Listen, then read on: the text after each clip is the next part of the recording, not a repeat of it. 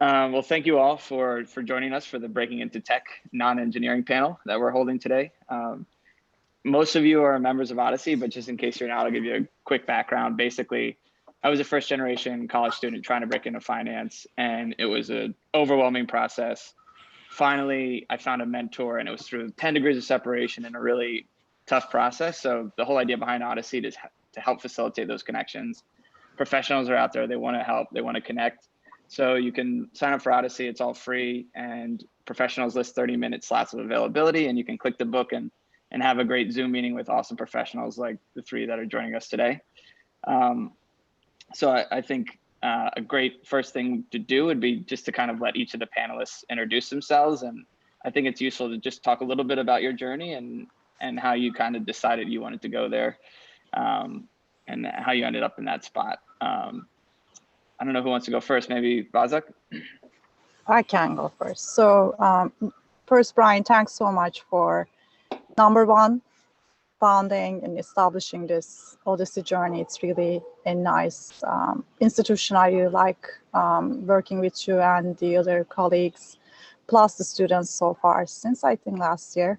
I want to say 10 months, and also organizing this really nice and inviting us. I'm honored. My name is Başak. I'm not going to pronounce my last name. You can call me B. I'm originally from Istanbul. I came to US around the end of 2003 for grad school. I was a PhD student, and then just decided that, that career track wasn't for me. Got my master's and moved from upstate New York to DC, where I started my very first career track within the US, because I used to work in Istanbul straight out of college. So I started at a very small commercial company that had a technology branch based of Salesforce. I'm not going to drill into too much detail, but I worked there for 4 years roughly, and then I moved to Accenture. With Accenture, I stayed around, I want to say 7 years, where I wore several hats, starting with being a senior consultant, program manager, sales, engagement lead, and so on. All revolved around the same technology, Salesforce.com. And then a relatively organic, progressive transition for me was to move from the consulting world. Although I really enjoyed the consulting, it was too much travel for me. So I decided to move to the product company around 4 years ago. So I right now am working as a director in the strategy practice within Salesforce. So I'll pause here. We'll talk more. Thank you. Yep. John, Matt, do you want to go next? Yeah, sure, Brian. Hey, everyone. Again, thanks a lot to Brian for reaching out and for the opportunity to share what you're building here, Brian, through Odyssey. I think is really, really meaningful and important work. So keep it up, man. So a little bit about me. My name is John Matt. I'm originally from New Jersey. I went to undergrad at Georgetown. I actually studied government at Georgetown, which was Georgetown's equivalent of political science. Thought at the time I wanted to go to law school and do the lawyer thing. Quickly realized that was not the path for me. And so similar to Bashak's story, I also found myself in consulting after undergrad. So I worked at a smaller advisory firm for about a year called CEB, which has since been acquired by Gartner, and then spent 4 years at Deloitte working in their federal human capital consulting practice in the DC area. What I started to discover while I worked in consulting is the gift of consulting is you get exposure to a number of different types of projects, which really kind of help you hone what it is about each project that you find interesting. So you kind of find the thread of what inspires you, right? What I realized that thread was work that was touching or connected to technology, whether it was developing a product for a client, implementing an existing solution for a client, or designing it from the ground up. And so I decided to go back to school, get an MBA, in part because I wanted to make some type of career switch that was in more of the traditional tech space. In addition to that, more specifically, I also realized I wanted to work on technology that felt like it was culturally relevant and touching the consumer, right? In consulting, by definition, it's all B2B, which is great. And there are massive and incredible B2B tech companies out there. But for me, I wanted to get exposure into kind of the B2C consumer tech space. And so went to get an MBA where I met Brian at Columbia Business School. Spent my summer internship there working on product strategy at Google, and then decided for full-time to take an offer with Apple, where I am now, working on new product launches. And so happy to talk more about my current role and team as well. But yeah, I'll pause there. That's me. Awesome. Thank you, John Matt. Nico? Yeah, thanks for having us, Brian. This is like an awesome opportunity. My name is Nico. I was born and raised in New York. Still here, haven't managed to leave yet, but I've been working at Yext, which is a marketing software company for the last 5 years. I started working there right out of undergraduate. So I went to a small liberal arts school up in Maine, spent 4 years in really cold winters. And I actually, what I studied up in Maine had nothing to do with the tech. So I majored in Chinese history, and then I minored in music. And so I think that my kind of journey to getting into tech is maybe a bit less traditional than other people. I think a lot of people that go kind of have like an internship path, or they're studying the CS or engineering, and that's how they get in. But for me, it was really just finding companies that I thought were making like an interesting impact in the tech space, and kind of just going from there. And applying. So I'm happy to speak through my journey of how I went from the least techie background into being into tech. And now ultimately I'm actually like in a pretty technical role at my company. So I'm a sales engineer, excuse me, which means that I speak to technical buyers that we're selling to, and explain kind of very nitty-gritty technical details about our product, and how our customers can leverage them. So I'm excited to be here and happy to speak with all of you. Awesome. Thank you, Nico. And we love if your cameras are off, if you want to. We love seeing all your faces.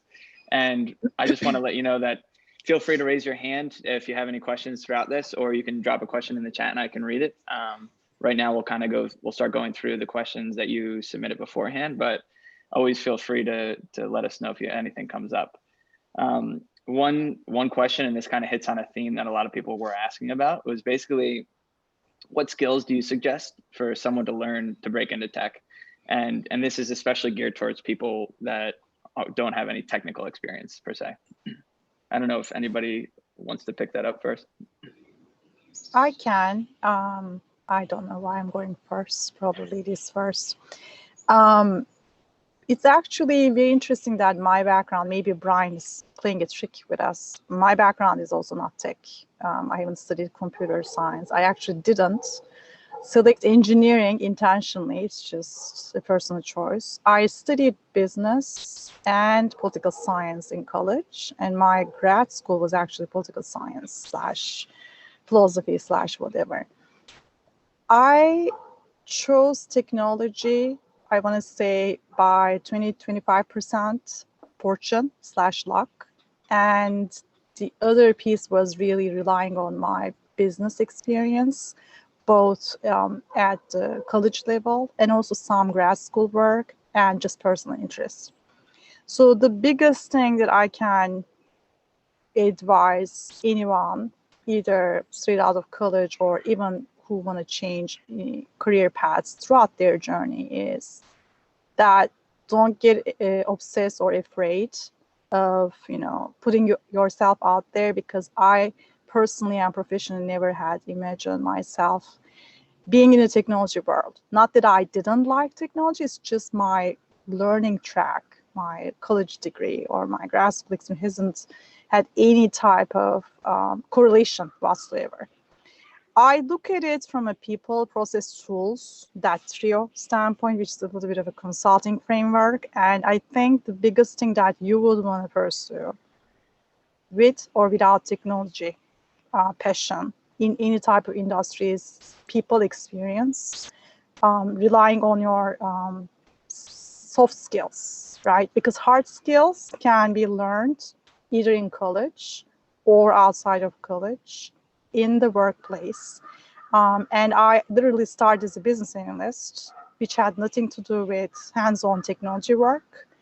But I was very, confident, very good at relationship management, very good at business acumen. So my interaction with both the business and information technology / IT stakeholders have been pretty smooth. That was my experience. And over time, you organically learn and you do realize what you want to do within the technology. And if you are lucky enough to find yourself in a technology company, even as an intern, that will already tell you if you would like to pursue that product or technology umbrella. If not, you can always change your route. But the bottom line is, don't feel self-conscious about the fact that you have no technology experience. When you looked at my transcript, when you looked at my resume, when I first started my career in 2007, just within the US, I had zero engineering background. I had zero internship experience whatsoever. So I can go on, but I want to let Nico and John speak to that for now. Yeah. Yeah. No, sorry. Go ahead, John. Matt. No, please go ahead. All right. Piggybacking off of that, I think that the biggest thing that I've focused on and that I've found value in was just trying to fine tune those soft skills that we just mentioned. So like, I feel like everybody's probably looked at a job requisite for like a full-time job or an internship, and it's expecting one or 2 years of work experience or proficiencies in these programs, et cetera. And as we just said, I feel like you learn all those on the job. I think what I focused on as an undergrad and what really helped me throughout my full-time job and internship, like interview processes, was focusing on my ability to communicate both verbally and written skills, as well as being able to draw on experiences that I did have from jobs on campus or internships and relate those to some of the responsibilities of the job that they're asking for. So like I was like the managing editor of the school newspaper. That has nothing to do with the tech job I was applying for, but it does show that I have the like ability to write well, communicate. I can communicate thoughts in a concise manner. It's easy to speak to people, etc. So I think finding those commonalities between your like experiences as an undergrad, which might not have a direct correlation to this tech job, is really, really valuable. Yeah, I totally echo. I'm sorry. Go ahead, John. Oh, yeah, I totally echo everything that was just said, particularly around the ability to work cross-functionally, right? In every interview that I've had in tech, one of the piece of emphasis in the interview is your ability to manage and communicate properly across a number of different stakeholders who all have different incentives, who all have different backgrounds. And so the ability to communicate there is really important. An additional skill I would add is, and I don't think this requires the level of depth that I think people often assume, but I do want to offer that you need to be able to have some ability to make at a baseline some data-driven decisions, right?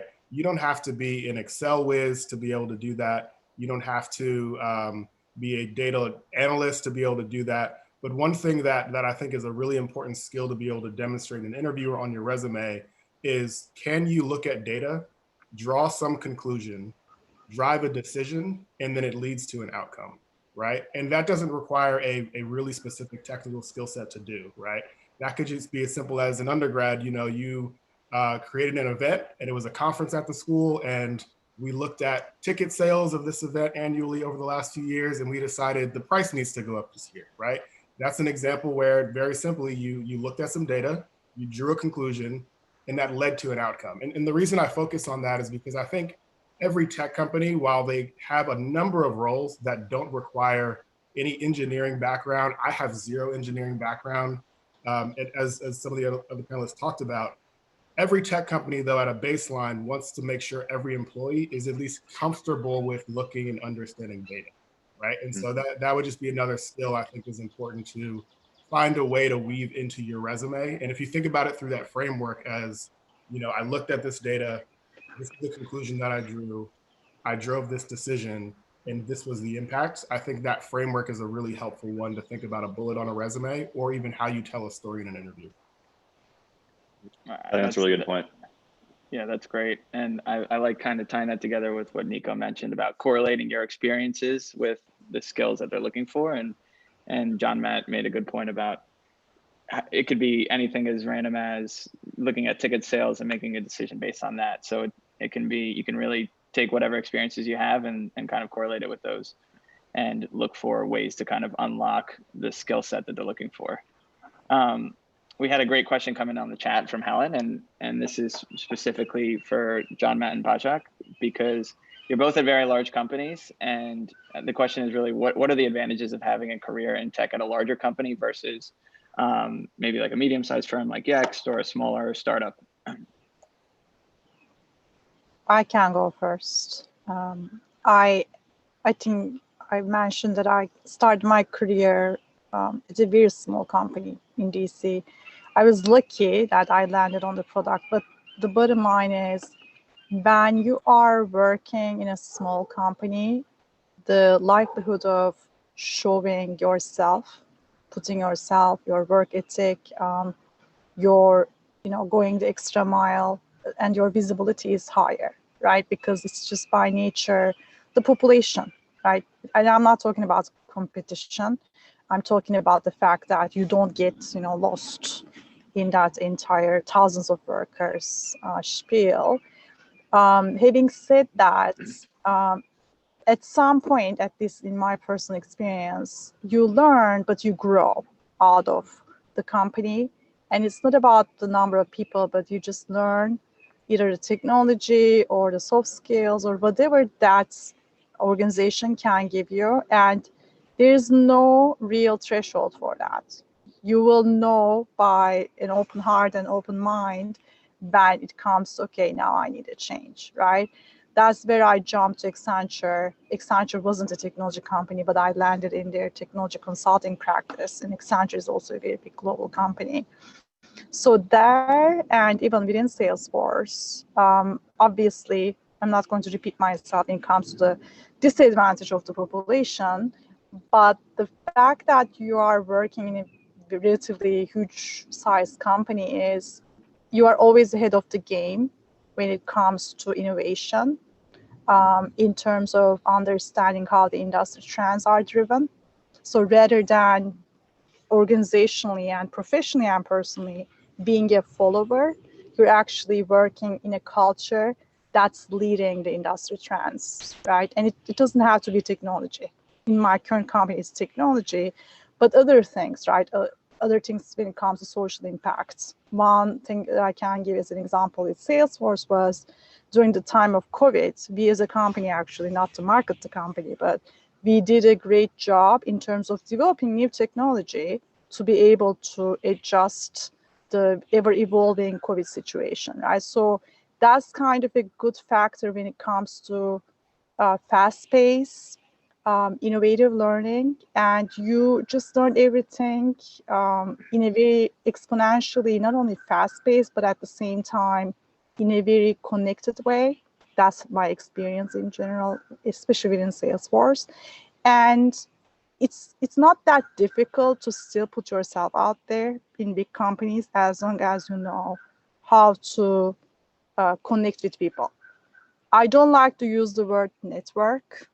And I know it's a very big spiel concept, but as long as you're working with the right leaders, right people that are embracing your passion and that you're feeling or thinking as role models, actually, depending on of course the culture of the company, at least in Salesforce, I've been very fortunate enough to be able to just connect with C-suite people, right? So in that manner, maybe it's a 55,000 population company, you still have the probability and chance to put yourself out there with your work. And I think that both, small versus big company size, in terms of the knowledge or skill set that they offer, they both have their advantages. But obviously, when you're moving in your career path as you're climbing the ladders, being in a relatively high tech company who's a leading industry technology firm would always give you the advantage, not only from a people skill set standpoint, but understanding and following the industry trends to grow. And it never gets boring. Like that's something that I can tell you, that you have to just adapt to the pace. Most of the big companies do change rapidly. And I mean by rapidly, it could be every quarter, every 6 months. It's just like you have to adapt to the change. And it's very exciting. For me personally, it has been very admirable and less boring. And I don't see my job as a job or work. I just feel very flexible. It's the passion for me now. So I know I derailed, but I wanted to just give that personal touch as well. Thank you. Yeah, I absolutely agree. So I think about probably three things. And I say this with the caveat that at least in tech, I've only worked at large companies, right? So just to put that out there. But I guess there are three things that I think about that are benefits of working at larger tech companies. One is you can learn what excellence looks like, right? And that's not to say that just because it's bigger, it's better. But when you're at a larger company, you can start to figure out they've been able to scale because they're really, really good at this thing, and they just continue to do that thing well. And so you want to be observant to say, what can I learn from this piece that this one company has unlocked to blow it out, right? So for example, I work at Apple. We're really good at making phones and rolling them out to the world, right? We do that on a repeated process. And so there are things that I'm learning internally about what it actually takes to build out that machine and the excellence that's required internally to do that. And I think I'm benefiting from being around that and learning from that. So that's one. Two, I think there are more opportunities for mentorship. I think you have a broader breadth of leaders from which you can draw upon to build those relationships and get mentorship across the company. And then three, and this may matter at different phases of your life, but it's a consideration to start thinking about even now is, what does your work-life balance look for you in your life, right? I think larger companies tend to have more robust work-life balance types of policies and procedures in place. That's not a hard and fast rule. I think as we talk about all these things, there are smaller companies and larger companies that are exceptions to all three things I just mentioned. But those, I think, are at least three things to think about, right? Is at a large company, you can kind of learn from their ability to scale and the excellence required to do that. Mentorship opportunities, and then also from a lifestyle perspective, larger companies tend to be pretty amenable when it comes to giving you different work-life fit flexibility. Awesome. Thank you, John. Matt. I think I would love to hear Nico's perspective on the other side. Yeah. So from the flip side, just as some context, so Yext is about a 2,000 person company, and we have offices globally. So not a startup, but not as large as Apple or Salesforce or like a Google. But I think the biggest thing to know about a company of that size, around the 1,000 to 2,000 range, is that you're inherently going to be like exposed to a lot of change. So I've been working at Yext for about 4 years, and I've held four different roles. I've worked in our office in New York, our office in Berlin, and I would say that probably once or twice a year, there's a shift in the company where we're going to start to focus on like X product, whereas last quarter we might have been focusing on Y product. And so if you like that kind of fast-paced and dynamic environment, I feel like a company of that size does you well. I will also say that it gives you a really good opportunity to get your feet wet in a lot of different parts of the tech organization. So where I started within Yext 4 years ago is nowhere near where I am now. I've been in a myriad of different roles, some being very, very technical, some being more client focused and account focused. And so the breadth of the experiences that I've been exposed to is much greater as a result of the fact that our company tends to pivot and to change on a pretty regular basis. As John Matt said, when you work at a company where they're very good at what they do and they keep doing that and they do it very well, that might not be what you're going to get at a company that's the size of Yext, for instance, who's ultimately still trying to figure out where they fit in the market, how to position themselves, and how they're going to get to the size of an Apple or a Salesforce. So if you like change and you like that kind of fast-paced and dynamic aspect, like it's a good place to be. And I'll add on to Nico's point about, I agree because of my experience the first 4 years in my career about the fact that, Nico, you mentioned getting your feet wet. I always use getting your hands dirty.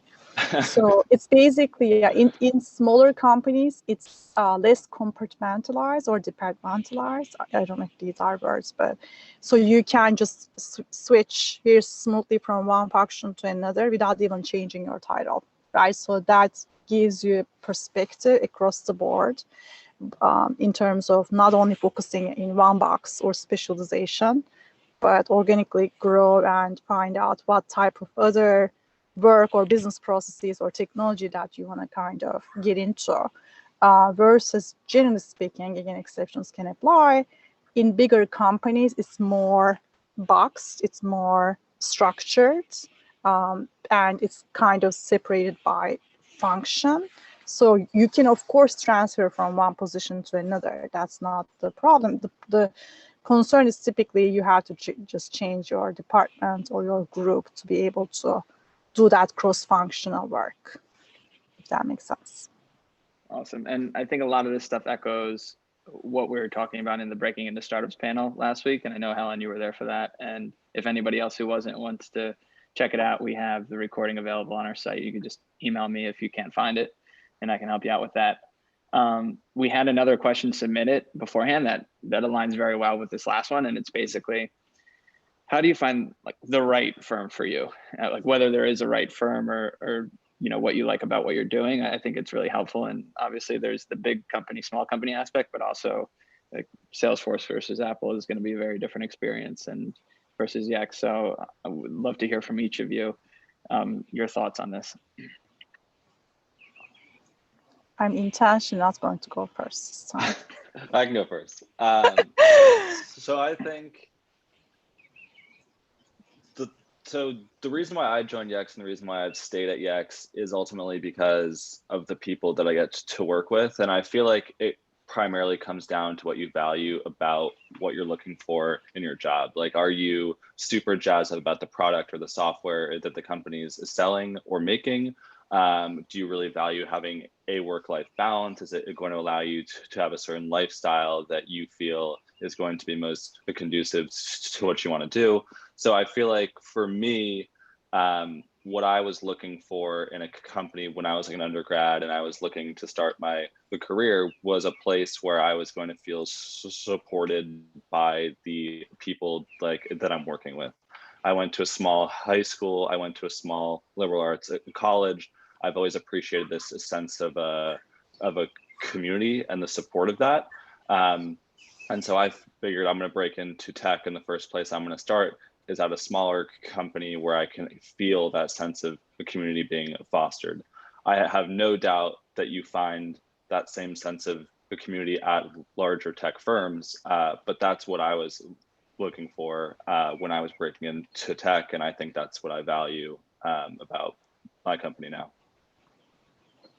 Yeah, I totally love that answer, right? Particularly when Nico talks about you have to start from a place of, you know, what are these different buckets of values for you and how do you weight those things, right? What's important to you? The only thing I would add to that is I would think about just where you are in your career right now relative to the long game, right? I would encourage you all to try to optimize for opportunities earlier on where you get the most exposure to the most kinds of things. If you had asked me at 22, what would I be doing at 30? That answer would be very different, right? And I think that's because I was fortunate to be in roles immediately after college and through internships where I was just exposed to new things, right? Roles that I didn't know existed, industries I didn't know existed, companies I didn't know existed, right? And so I would encourage all of you to, you know, as much as I think, you know, you're excited about joining the workforce out of college. You want to make sure you're landing that dream job. I think that's important, right? Have a sense of what that looks like for you. But I think it's also important to think early in your career, you want to maximize for getting as much exposure as you can, because you're going to realize there's going to be whole new worlds of things that you discover as you start to go through in your first 3 to 5 years out of school. It's hard to know what Really you don't good point. know. Yeah, that's a really good point. So my perspective will definitely resonate with what Nico and John have been mentioning. It's all, for me, it's all about culture. Culture in the sense where I always select that in my personal and professional life in terms of establishing or finding my tribe, right? And be it large or small, there is some core culture that every company embraces. And obviously they market, even Salesforce does, the competencies, the core values, etc., which may give you, I would say, 20-25% of what that culture constitutes, right? So tactically, what I always advise to folks who are trying to find different positions in different companies is to connect with people who are working in those companies. So if you have, I'm making up, right, a target list of 5 to 10 companies, find people that you can talk to. You may not know people from within those companies, but there's always someone you would know, who would know, who would know, who would know, right? And that's not fake networking. That's literally an intimate, sincere conversation that you can make with people. And generally speaking, I wouldn't, shy away, right? Sometimes we, as human beings, tend to find ourselves as, should I reach out to this person? There's nothing you can lose, right? If you try to connect with people. And I've done that in my career from a person standpoint. And also I've been approached by several people whom I never knew, right? The worst case is you will be rejected and you will not have that connection or conversation. But being able to connect and talk to the people, have honest conversations, ask the difficult questions that you're curious about, especially for culture, that's number one. And even, so that's a tactical approach, right? And then there's a strategic perspective where you wanna understand what your career path would look like down the line, right? You may not know, there's this, very standard cheesy question that's always being asked, or where do you see yourself 1 year from now, 5 years from now? Instead of trying to answer that question, you could pose that question to the people you're talking to as, okay, what are the potential areas where I can branch myself out, right? If I were to position myself as ABC, can I go to XYZ, right? So what are the opportunities to grow, to learn, and to just climb up the ladder within each company, right? And only people who are working in those companies will tell you. And I would also approach the people who had worked in those companies and are no longer working in those companies. That will also give you a very clear idea of, okay, what was their experience, why they wanted to transition, what was their, lessons learned as a concept, which will help you tremendously. That would be my advice in general.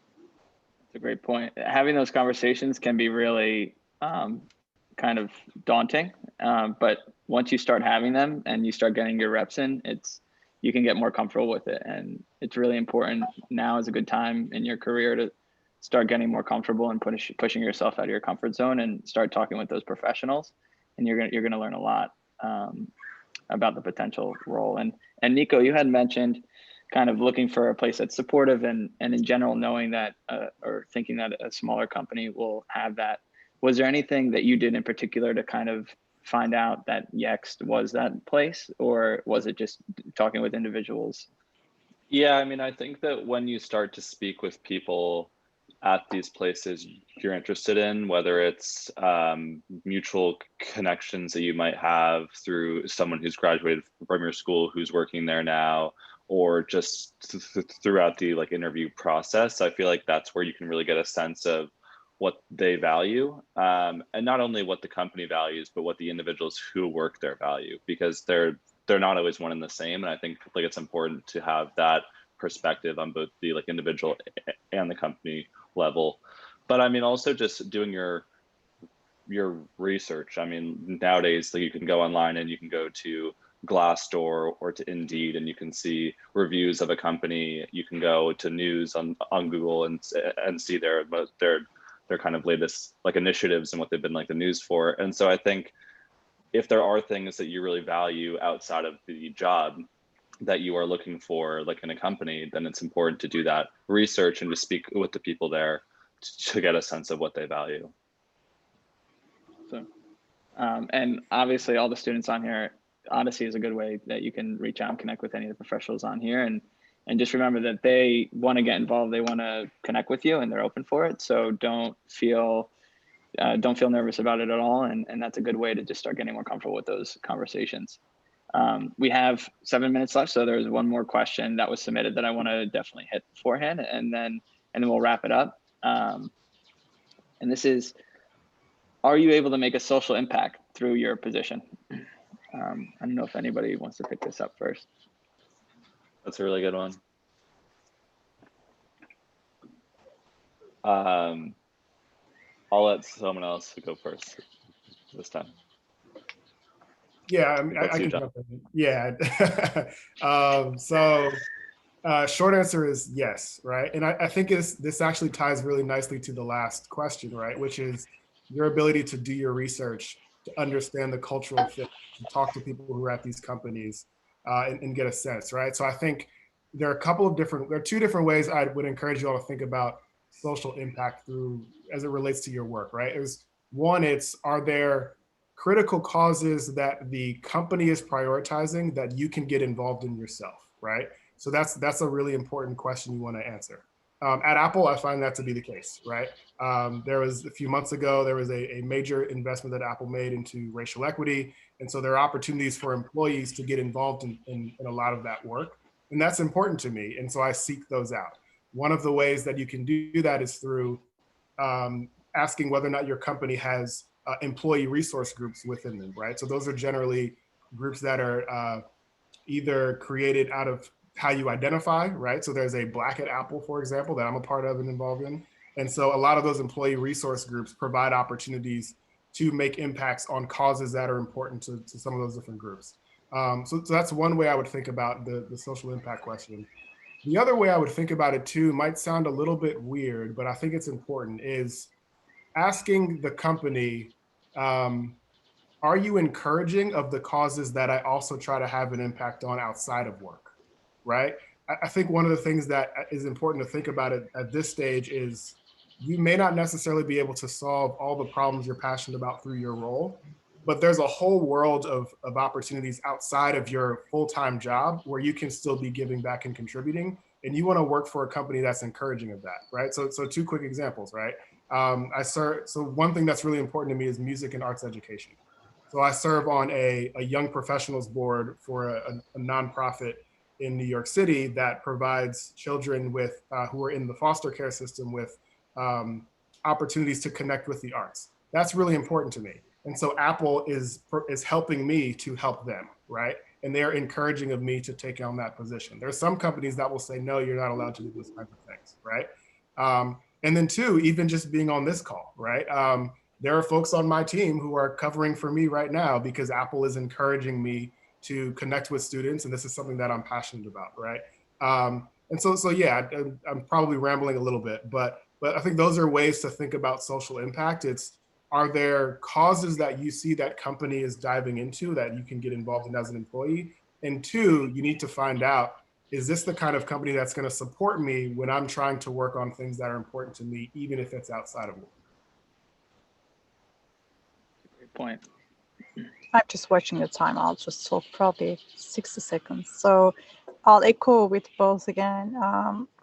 The latter question, John, is a very smart question. I would actually qualify it as a very intelligent question because social impacts can be many things, right? So the bottom line is not all social impactors may be considered in a company, but the fact that a company does support you or any volunteer type of activity in the giving back process is extremely important. That's something that I always take very seriously. For Salesforce, we do actually do two things. One, we are encouraged to take as much time as we can just doing volunteer work. And no one asks you how many hours you do that. The other part of it is the giving back. If you're donating your time or your financials, my company also matches that. And the third component is the pro bono work. So if, depending on your technology skill, you can actually do pro bono work where you help companies or schools or other organizations that you're part of or you want to be part of through the skill sets that you have. So it may not be a soft skill, but a hard skill. So yeah, I agree with that because it's fundamentally very important that you feel connected to the company in general. Yeah, so I think those are both great points. I think for me, tech especially, I think there's always going to be like initiatives, or at least we're starting to see this now, and there's always going to be like initiatives led by the company that are geared towards social impact. I think what's most valuable and what's most important goes back to what the other two panelists just mentioned, is working at a place where you're like encouraged to do things that might be outside of the company's mission for social impact, but that are valuable to you. So like I found out about Odyssey through someone at my company, not by my company, but someone I work with. And just like John Matt has colleagues covering for him, I have colleagues covering for me at the moment. And so people, I think at Yext, and it seems like at Apple and at Salesforce as well, are very like encouraging of people being able to find those areas of social impact where they feel like they can make a difference outside of what the company is actually doing. So that kind of flexibility and that work-life balance, I think, plays into that a lot. Awesome. And we're all very thankful that you are all able to join us and have people covering for you and volunteering your time.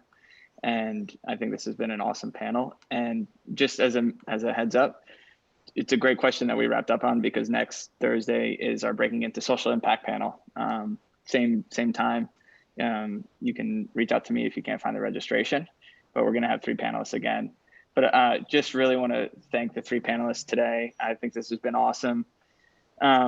Really important for everybody who attended. You'll get a post-event survey. Please fill that out. That just helps us have more events like this and helps us make sure that they're as impactful as possible for you. And always reach out to us if you think there's certain events that you'd like to see. And we're just trying to do what can be as helpful as possible for you. So I just want to take a second and thank everybody again, and thank you all for showing up. Thank you, everyone. It was an honor. Thanks, Brian, again. Thank you, Brian, as well. Take care. Bye, guys. Have a great day. Have a good one.